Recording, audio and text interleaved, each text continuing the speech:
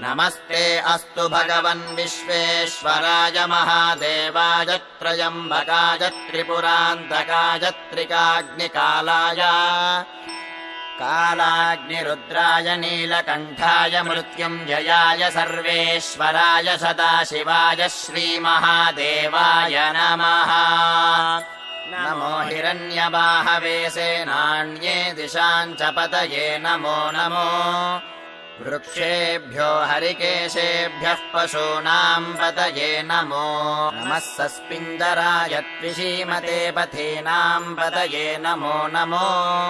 बभ्रुषाय विव्याधिनेन्नानां पतये नमो नमो हरिकेशायोपवीतिने पुष्टानां पतये नमो नमो